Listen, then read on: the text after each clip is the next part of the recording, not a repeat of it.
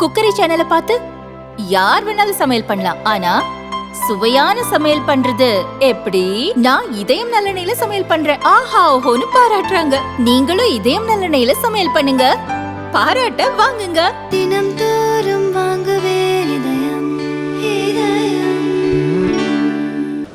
தன்னகரலாத இளந்தலைவர் மாண்புமிகு அண்ணன் உதயநிதி ஸ்டாலின் அவருடைய வழிகாட்டுதலோடு சீரிய முறையில் சிறப்பான முறையில் பணியாற்றி வருகிற உயர்கல்வித்துறையினுடைய ஒரு அங்கமாக தமிழகத்திற்கும் திருச்சி மண்ணுக்கும் பெருமை சேர்க்கக்கூடிய நமது கல்லூரிகள் திருச்சி மண்டலத்தில் டெல்டா மாவட்டத்தில் பல இருந்தாலும் தந்தை பெரியார் அரசு கலையறிவியல் கல்லூரி திருச்சி என்றால் தனி முத்திரையோடு பெருமையோடு விளங்குகிற நமது கல்லூரியில் 12வது பட்டமளிப்பு விழா மாலை நேரத்தில் மகிழ்வாக பெருமையாக சிறப்பாக தொடங்கி இருக்கிறது. இந்த இனிய விழாவிற்கு வரவேற்புரையாற்றி எல்லோரையும் வரவேற்றிருக்கிற நமது கல்லூரியினுடைய முதல்வர் அடுக்கடுக்கான சாதனைகளை நம்மிடம் எடுத்து உரையாற்றியிருக்கிற மதிப்பிற்கு மரியாதைக்குரிய அருமை சகோதரி முனைவர் கே அங்கம்மாள் அவர்களே, இந்த நிகழ்விலே கலந்து கொண்டிருக்கிற கல்லூரி கல்வி இயக்ககத்தினுடைய மண்டல இணை இயக்குனர் எனது அன்பு சகோதரர் முனைவர் ராதாகிருஷ்ணன் அவர்களே, நிகழ்விலே பங்கெடுத்து சிறப்பு செய்திருக்கிற நமது கல்லூரியினுடைய அனைத்து துறையினுடைய துறை தலைவர்களே, பேராசிரியர் பெருமக்களே, இந்த நிகழ்விலே கலந்து கொண்டிருக்கிற மதிப்பிற்கு மரியாதைக்குரிய முனைவர் கமஸ் முஸ்தபா அவர்களே, முனைவர் செல்வகுமார் அவர்களே, இந்த நிகழ்ச்சியில் பங்கெடுத்து பெருமை சேர்த்திருக்கிற பட்டமேற்பு விழாவில் கலந்து கொண்டு இன்று முதல் இந்த கல்லூரியில் பயின்று பட்டம் பெற்ற நான் பட்டதாரி என்று பெருமையோடு செம்மாந்து பெருமை பெறுகிற சூழலில் பங்கெடுத்து சிறப்பு செய்திருக்கிற பட்டம் பெற இருக்கிற என்னுடைய அன்பு மாணவ மாணவியர்களே, பிள்ளைகள் பெறும் பட்டத்தை காத்திருந்தேன் இத்தனை நாள் காண்பதற்கு இந்த காட்சியை என்று ஆங்காங்கு குரலின் ஓசை கேட்காதா?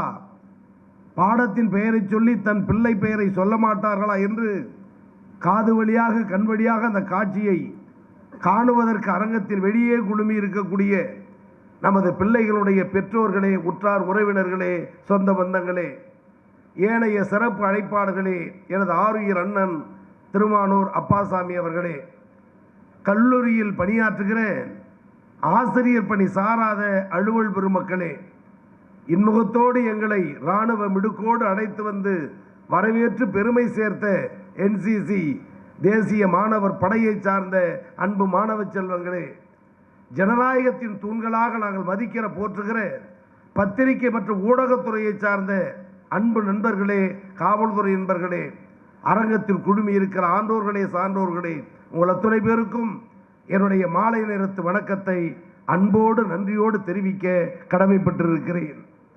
கல்லூரியில் நடக்கிற இந்த இனிய விழா பட்டமளிப்பு விழாவாக எல்லோரும் பெருமைப்படக்கூடிய வகையில் நடப்பதை கல்லூரி முதல்வர் அவர்கள் இங்கு குறிப்பிட்டு சொன்னார்கள். விழா என்று சொன்னாலே கல்லூரிகளில் ஆனந்தம் கொண்டாடும். அதிலும் பட்டமளிப்பு விழா என்று சொன்னால் காத்திருந்து காத்திருந்து பெறுகிற அந்த பட்டத்தை பெறுகிற மகிழ்ச்சிக்கு ஈடு இணை இல்லை.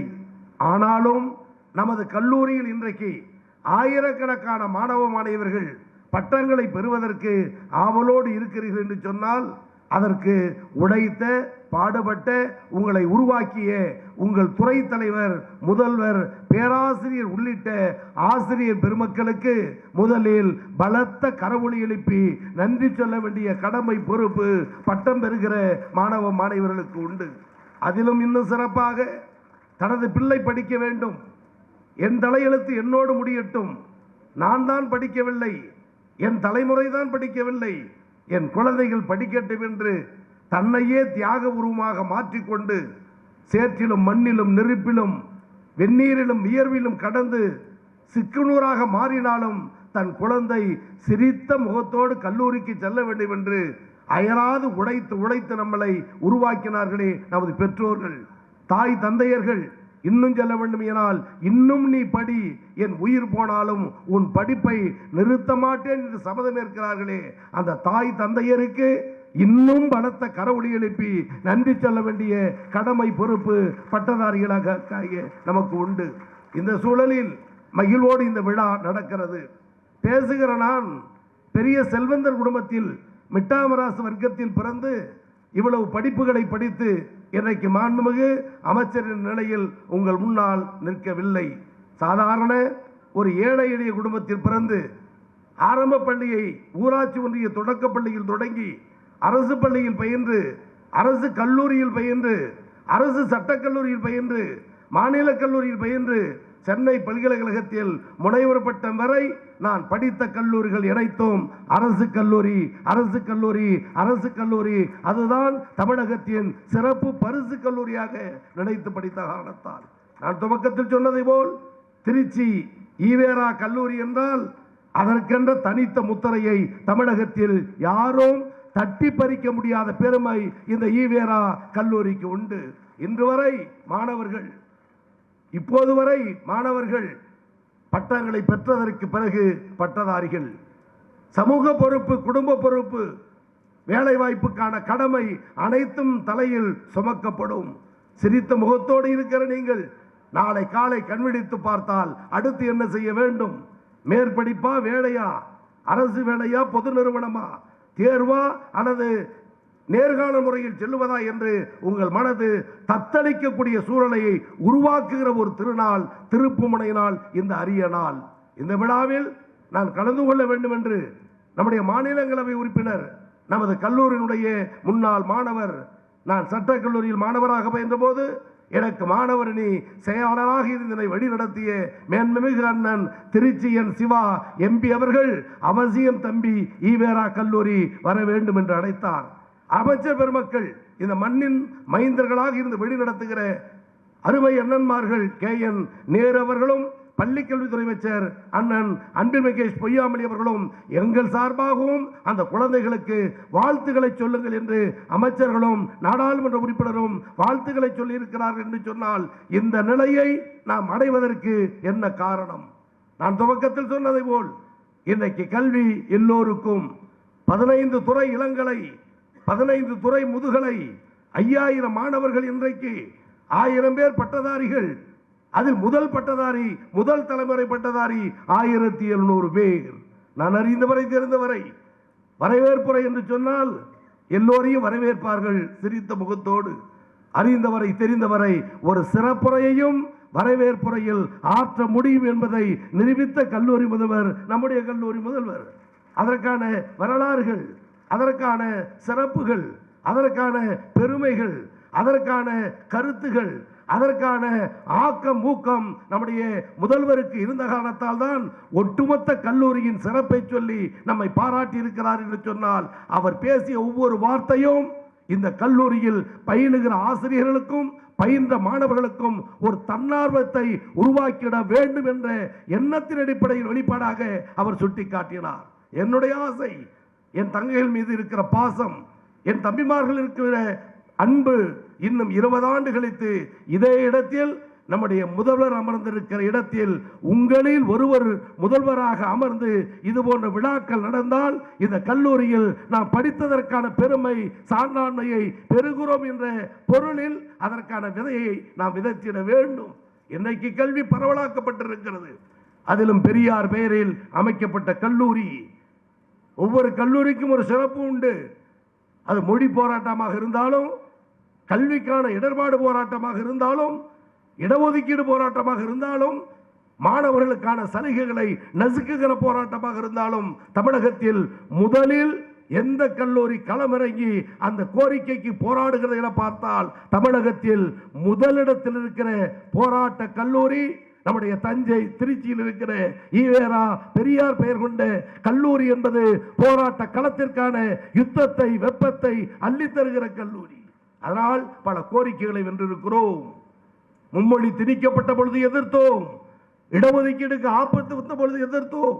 இன்னும் காவி கொள்கையை திணிக்கிற பொழுது கல்லூரி மாணவர்களாகிய நாம் போராடுகிறோம் என்று சொன்னால் நமது உரிமையை விட்டு கொடுக்காமல் இருப்பதில் முதலிடத்தில் இருக்கிற கல்லூரி திருச்சி ஈவேரா கல்லூரி என்ற பெருமை அந்த துறையினுடைய அமைச்சர் என்ற நிலையில் இந்த கல்லூரி மாணவர்கள் படித்த அந்த உணர்வில் நானும் உருவான காரணத்தால் என்னையும் உங்களோடு பதிவு செய்ய விரும்புகிறேன்.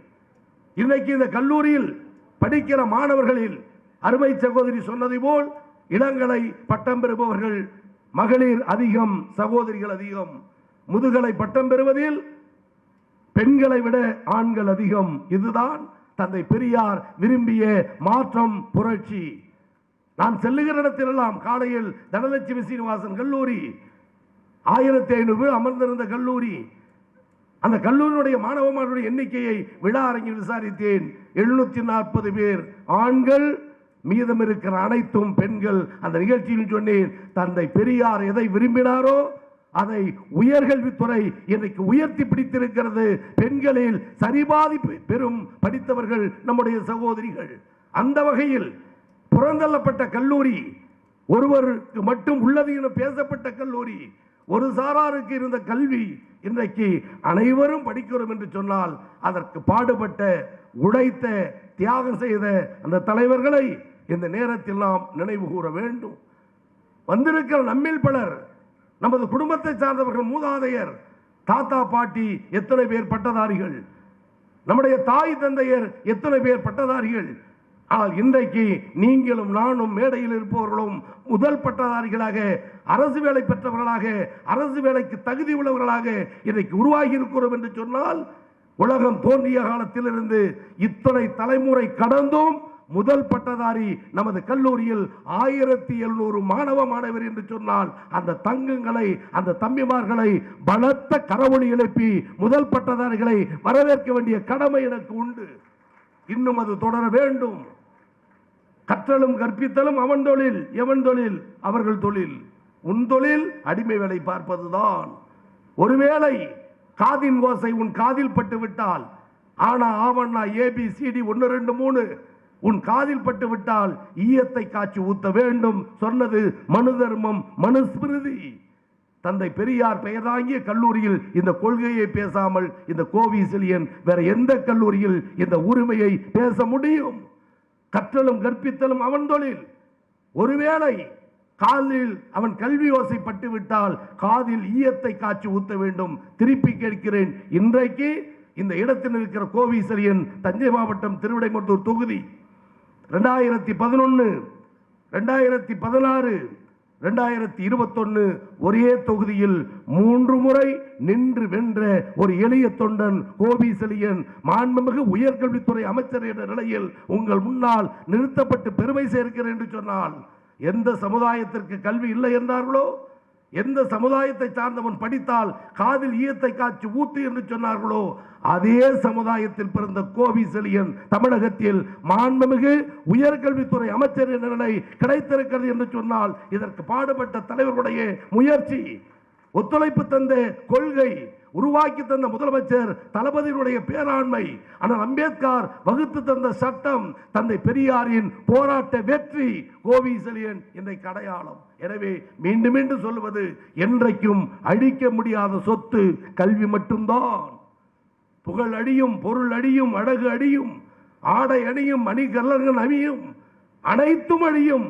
ஒரு மனிதனிடமிருந்து அழிக்க முடியாத சொத்து கல்வி. அந்த கல்வியை உயர்கல்வியில் உயர்த்தி செல்கிற ஒரே முதலமைச்சர் நம்முடைய தமிழ்நாடு முதலமைச்சர் தளபதி மு.க. ஸ்டாலின் என்ற கம்பீர தலைவர்.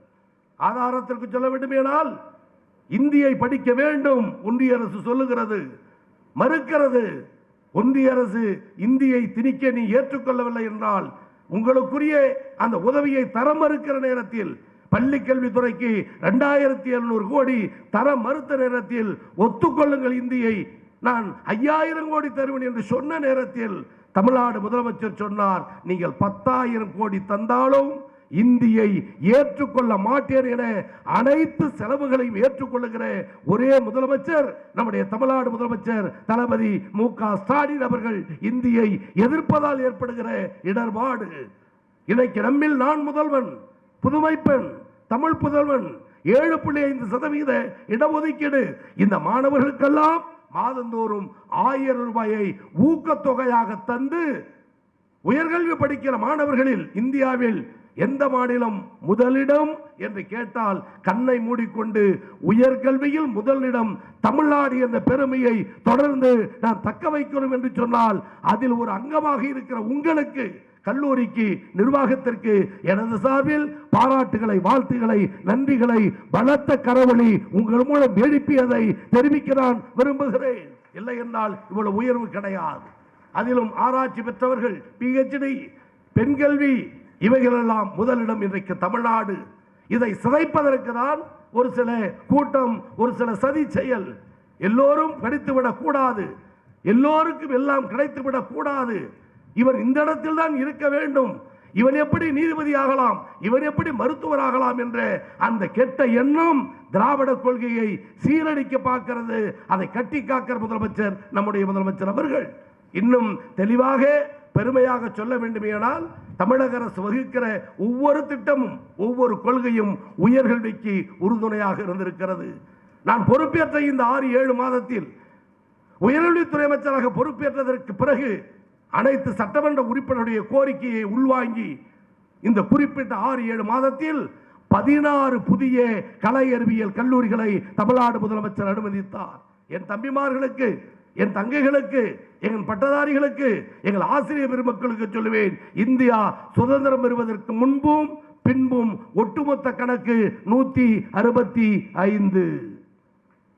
இந்த எளியவன் பொறுப்பேற்ற பிறகு முதலமைச்சரிடம் வைத்த கோரிக்கை 6 மாதத்தில் 16 கல்லூரி என்றால் உயர்கல்வியை கண்ணாக மதிக்கிற முதலமைச்சர் நம்முடைய முதலமைச்சரை தவிர வேறு யாராக இருக்க முடியும்? இன்றைக்கு 181 அரசு கலை அறிவியல் கல்லூரி. ஆந்திரா, கேரளா, ஒரிசா, பீகார், உத்தரப்பிரதேஷ், மத்திய பிரதேஷ், இங்கு இருக்கக்கூடிய பட்டதாரிகள், ஆசிரியர்கள், அரசு ஊழியர்கள், அரசியல்வாதிகள், MLA, MP, முதலமைச்சர்கள், இவர்கள் பெயருக்கு பின்னால் ஜாதியின் பெயர் இருக்கும். அடையாளத்துக்கு 1-2 சொல்கிறேன். சந்திரபாபு நாயுடு, ராஜசேகர ரெட்டி. என் அன்பு தங்கைகளே, தம்பிமார்களே, அண்டை மாநிலத்தில் பெயருக்கு பின்னால் ஜாதி, மதம். ஆனால் தமிழகத்தில் தன் பெயருக்கு பின்னால் BA, BSc, BCom என்று போட்டுக்கொள்ளுகிற தகுதியை உருவாக்கி ஜாதியை ஒழித்த பேரியக்கம் திராவிட இயக்கம். தந்தை பெரியார், அறிஞர் அண்ணா, டாக்டர் கலைஞர் போன்ற அற்புத தலைவர்கள். இல்லை என்றால் நம்மில் பலர் ஜாதி வேறுபாடு, நம்மில் பலர் மத வேறுபாடு. இன்றைக்கு ஒற்றுமையோடு தமிழகம் தலை தோங்குவதற்கு காரணம் அவர்கள் வகுத்த கொள்கை. அதைதான் முதலமைச்சர் சொல்கிறார், எதிர்காலத்தில் மூட பழக்க வழக்கங்களுக்கு பாடத்திட்டத்தில் இடமில்லை, அறிவியல் வளர்ச்சிக்கு மட்டும்தான், ஆராய்ச்சிக்கு மட்டும்தான் முன்னுரிமை தருவேன் என்று சொல்லுகிற ஒரு புரட்சியாளர் தமிழ்நாட்டு முதலமைச்சர் நமக்கு கிடைத்திருக்கிறார். அந்த வகையில் இந்த நல்ல நாளில் பட்டமேற்கிற நாம், பட்டமேற்கிற நீங்கள் மகிழ்வோடு துணிவோடு செல்ல வேண்டும். தன்னுடைய பிறந்த நாளை விட, தன்னுடைய திருமண நாளை விட, தன்னுடைய தாயின் தந்தையின் பிறந்த நாளை விட, எதிர்காலத்தில் தனக்கு பிறக்க இருக்கிற குழந்தையின் பிறந்த நாளை விட மகிழ்வாக கொண்டாடுகிற ஒரு திருநாள் பட்டம் பெறுகிற இந்த புனித திருநாள் என்பதை காத்திருக்கிற மாணவ மாணவியர்கள் நன்றாக உணர்வீர்கள். உங்களை போல்தான் கும்பகோணம் கல்லூரியில் காத்திருந்த ஒரு மாணவன் இந்த கோவி செலியன்.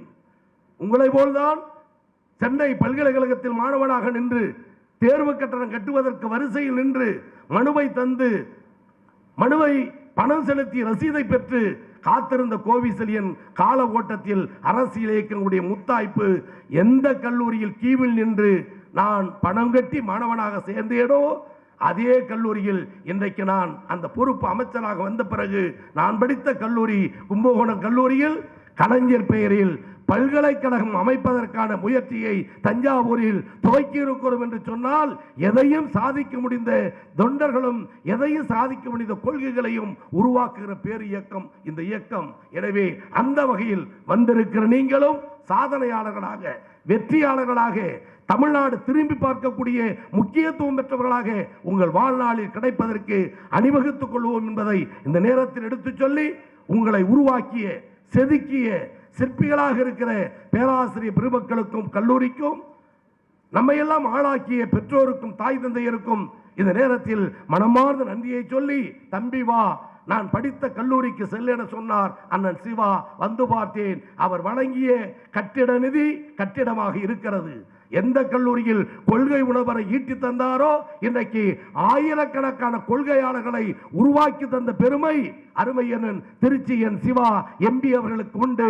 அவர் இந்த கல்லூரியின் பழைய மாணவர் என்பது இன்னும் பெருமை. அதற்கு பக்கபலமாக இருக்கிற அமைச்சர் பெருமக்களுக்கு இந்த நேரத்தில் மனமார்ந்த நன்றியை, பாராட்டுகளை, வாழ்த்துக்களை சொல்லி என் உரையை நிறைவு செய்கிறேன். நன்றி, வணக்கம்.